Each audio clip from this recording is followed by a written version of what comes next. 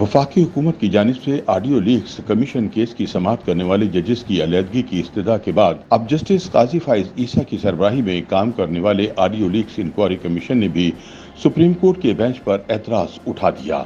वफाकी हुकूमत की जानिब से जस्टिस काजी फाइज ईसा की सरबराही में तश्कील करदा ऑडियो लीक्स कमीशन के खिलाफ दायर दरखास्तों के केस में सेक्रेटरी इंक्वायरी कमीशन ने सुप्रीम कोर्ट में जवाब जमा करा दिया। सुप्रीम कोर्ट में जमा कराए गए इंक्वायरी कमीशन के जवाब में कहा गया है कि आईनी दरख्वास्तें काबिल समाअत नहीं। इंक्वायरी कमीशन ने 5 रुकनी बेंच की तश्कील के तरीक़ेकार पर भी एतराज़ करते हुए कहा कि बेंच की तश्कील का मामला जजेस कमेटी के सामने नहीं रखा गया। बेहतर होगा जजेस कमेटी की जानिब से बेंच की तश्कील तक 5 रुकनी बेंच समाअत मौखर कर दे। इंक्वायरी कमीशन का कहना है कि कमीशन को सुने बगैर इसकी कार्रवाई रोक दी गई। मुबैना ऑडियो लीक्स के दीगर अफराद ने सुप्रीम कोर्ट में दरख्वास्त दायर की, न ही कमीशन पर एतराज उठाया। कमीशन ने आर्टिकल 209 पर अपना मौक़िफ़ पहले इजलास में वाज़ेह कर दिया था। वाज़ेह किया गया था कि कमीशन की कार्रवाई को सुप्रीम जुडिशल काउंसिल की कार्रवाई न समझा जाए। जवाब में कहा गया कि सदर सुप्रीम कोर्ट बार ने ऑडियो लीक्स कमीशन के खिलाफ दरख्वास्त दायर की। चीफ जस्टिस उमर अता बंदियाल की सरबराही में 5 रुकनी बेंच ये केस ना सुने। ज़ाती मफादात से ताल्लुक केस कोई जज नहीं सुन सकता, क्योंकि इंक्वायरी कमीशन के सामने चीफ जस्टिस की सास जस्टिस एजाजुल हसन और जस्टिस मुनीब अख्तर के हवाले से ऑडियोज हैं। चीफ जस्टिस और जजेस हल्फ के मुताबिक आइन और कानून के पाबंद हैं। चीफ जस्टिस और जजेस कोड ऑफ कंडक्ट पर अमल दरामद के भी पाबंद हैं, जिसके मुताबिक जजेस का हल्फ ज़ाती मफादात को बालाए ताक रखने का कहता है। इंक्वायरी कमीशन का कहना है कि कमीशन को ऑडियो लीक्स की इंक्वायरी में कोई ज़ाती दिलचस्पी नहीं। कमीशन को ये जिम्मेदारी कानून के तहत दी गई है। कमीशन आइन और कानून के मुताबिक अपनी जिम्मेदारी पूरी करेगा। कमीशन यकीन दिलाता है कि फरीकैन के उठाए गए एतराज़ात को सुना और उन पर गौर किया जाएगा।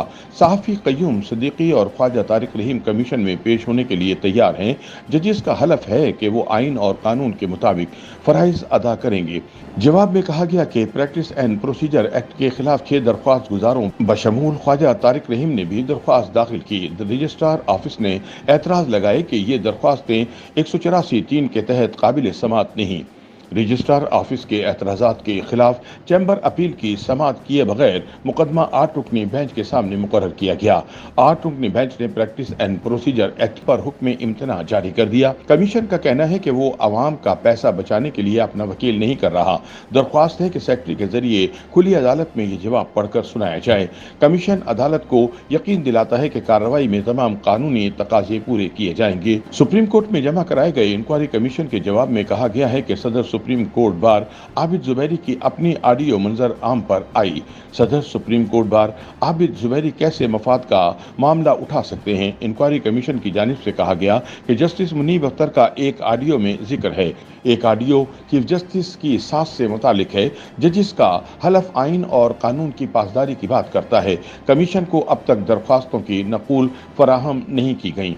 बादशाह सुप्रीम कोर्ट में ऑडियो लीक्स कमीशन की तश्कील के खिलाफ दरख्वास्तों पर समाअत हुई, जिसके दौरान चीफ जस्टिस उमर अता बंदियाल ने रिमार्क्स दिए कि बेंच के खिलाफ हुकूमती दरख्वास्त में कुछ अल्फाज ऐसे हैं जो नहीं होने चाहिए थे।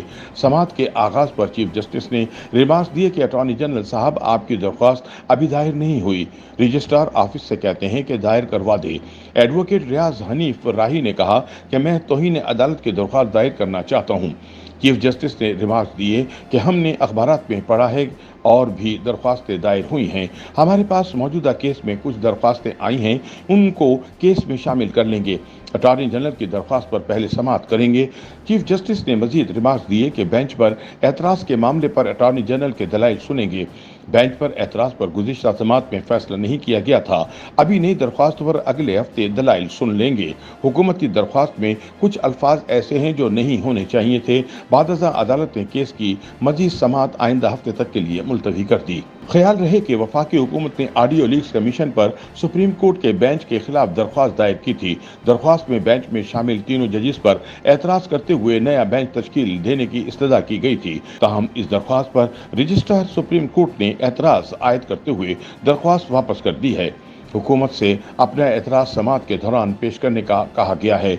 वाज़ेह रहे कि हुकूमत ने अपनी दरख्वास्त में मौक़िफ़ इख्तियार किया था कि chief justice Umar Ata Bandial, justice Ijazul Ahsan और justice Munib Akhtar audio leak का मुकदमा न सुने। तीनों मुअज़्ज़िज़ जज 5 रुकनी लार्जर बेंच में बैठने से इनकार कर दी। दरख्वास्त में कहा गया था कि 26 मई की समाअत में चीफ जस्टिस पर उठाए गए एतराज़ को पजीराई नहीं दी गई। इंक्वायरी कमीशन के सामने एक ऑडियो चीफ जस्टिस की खुशदामन से मुताल्लिका भी है। अदालती फैसलों और ज़ाब्ते इख्लाक के मुताबिक जज अपने रिश्तेदार का मुकदमा नहीं सुन सकता। वाज़ेह रहे कि गुज़िश्ता कुछ अरसे के दौरान कई ऐसी ऑडियो सामने आई हैं जिन्हें अदलिया या जजिस से मंसूब किया गया था।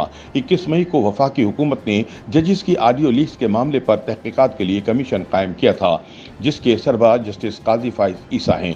Chief justice Balochistan high court justice Naeem Akhtar Afghan और chief justice Islamabad high court justice Amir Farooq commission के अरकान में शामिल हैं।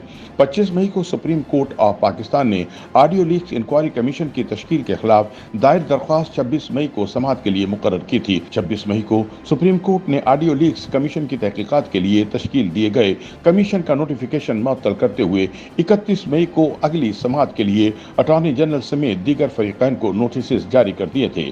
30 मई को सुप्रीम कोर्ट में वफाकी हुकूमत ने ऑडियो लीक्स कमीशन की तश्कील के खिलाफ दरख्वास्त पर समाअत करने वाले बेंच पर एतराज़ात उठाते हुए नया बेंच तश्कील करने की दरख्वास्त दायर कर दी थी।